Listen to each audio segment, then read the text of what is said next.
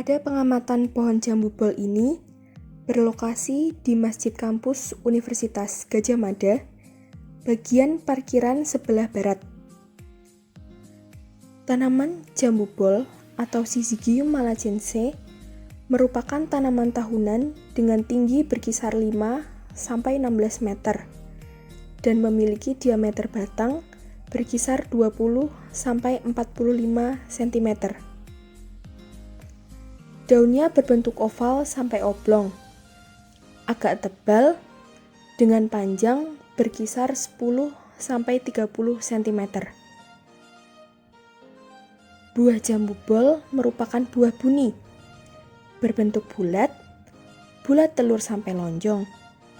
Sedangkan warna buahnya mulai dari merah jingga sampai merah tua atau kehitaman, putih kehijauan sampai kekuningan, dengan ukuran buahnya berkisar 3-7 cm.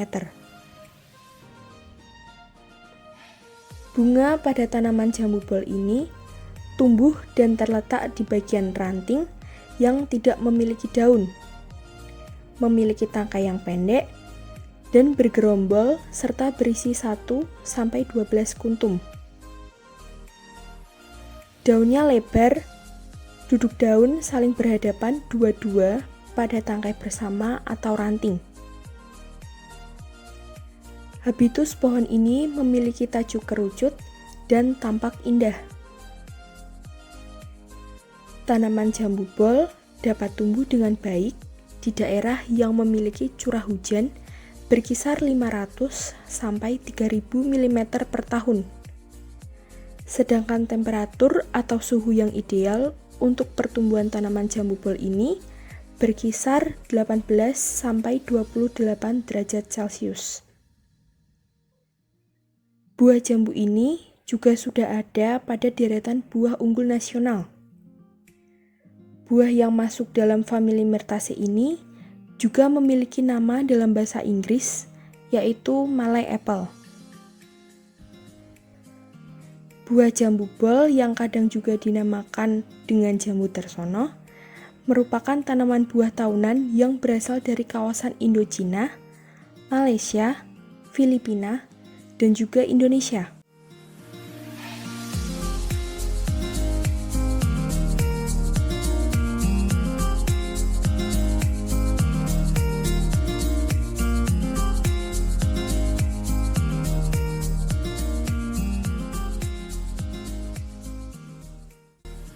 Setelah kita amati, ternyata jambu bol terdapat beberapa hama, penyakit, dan gulma. Salah satunya yaitu hama pada batang jambu bol. Pada batang jambu bol terdapat lubang-lubang kecil. Gejala ini serangan hama dari penggerak batang. Ciri-ciri terserangnya penggerak batang yaitu terdapat kotoran ulat berbentuk serbuk kayu dan cairan berwarna kemerah-merahan dari bekas gerekan yang ditimbulkan oleh larva, dan pucuk daun akan layu dan kering.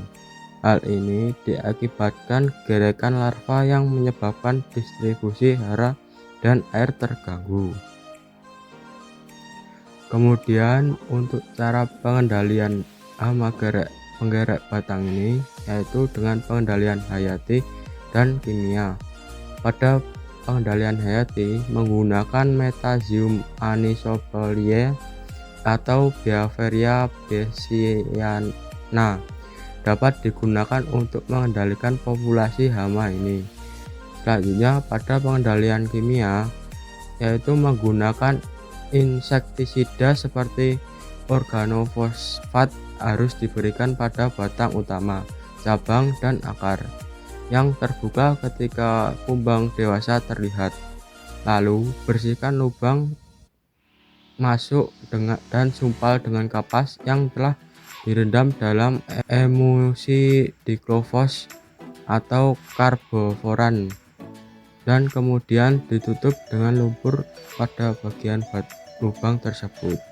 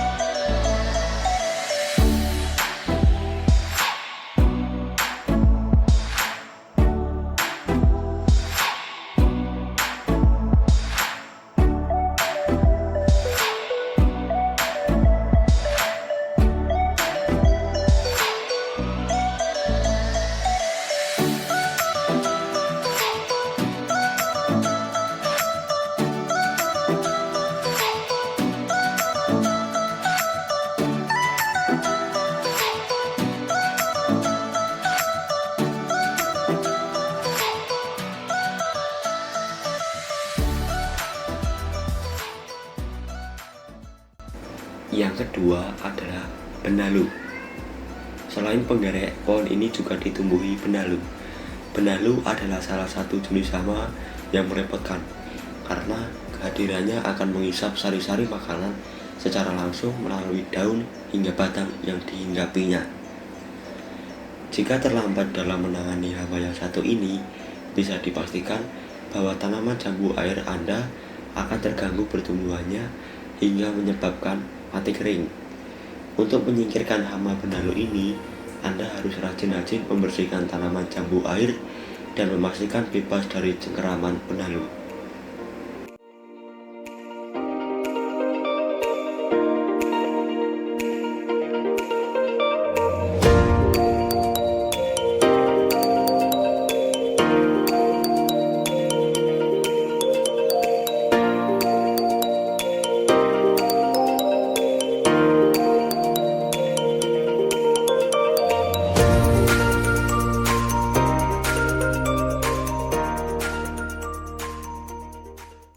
Ulat daun, jenis ulat yang kerap memakan daun jambu bol atau jambu darsono dan menyebabkan berlubang-lubang adalah ulat pagoda dan ulat kepala bagong. Kedua hama ini terkenal rakus akan menghabiskan daun jambu darsono tanpa sisa jika tidak segera dibasmi.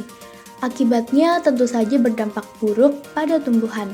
Jambu darsono atau jambu bol akan sulit berbuah, bahkan bisa mati oleh serangan hama ini. Cara menangani hama ini adalah memangkasi daun yang sudah terserang hama serta tidak membiarkan berkembang lagi dengan terlalu rimbun. Jangan lupa untuk menyemprotkan pestisida agar hama ulat pemakan daun tidak datang kembali.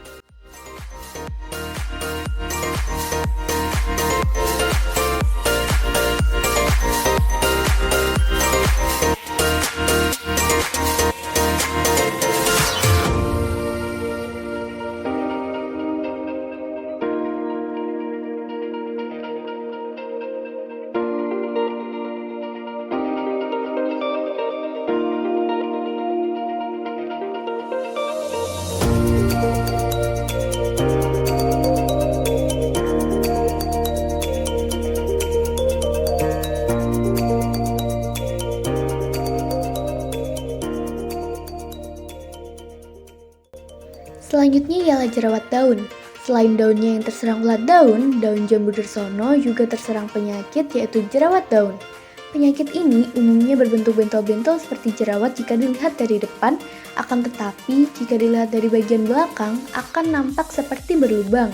Penyebab timbulnya jerawat pada daun jambu bol atau jambu darsono ini adalah sejenis lalat berupa lalat bisul dengan bahasa Latin Brontocarini matianakis. Dengan cara penanggulangan, memangkas daun yang sudah terkena jerawat daun, kemudian menyemprot daun yang belum terkena jerawat daun maupun sudah dengan insektisida.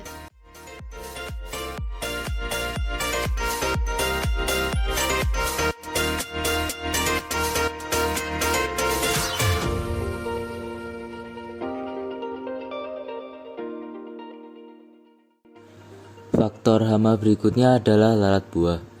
Pada pohon jambu darsono yang kelompok kami amati ini memiliki buah, namun buahnya terserang oleh lalat buah.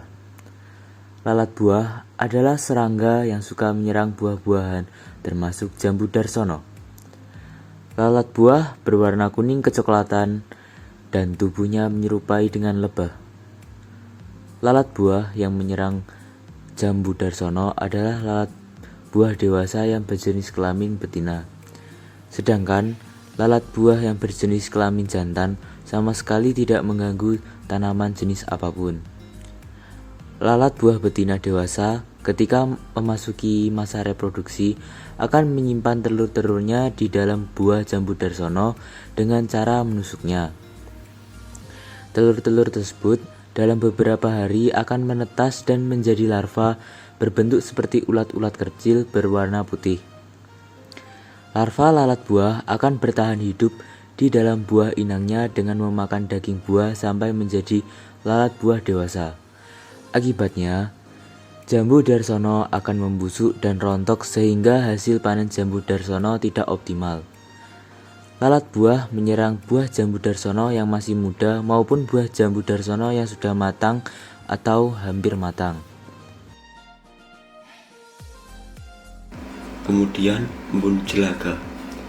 Dari namanya dapat kita simpulkan bahwa penampakan penyakit yang menyerang daun jambu darsono ini adalah permukaan daun jambu darsono yang tertutup oleh semacam bercak berwarna hitam. Penyebab utama dari munculnya penyakit ini adalah kapang Capnodium.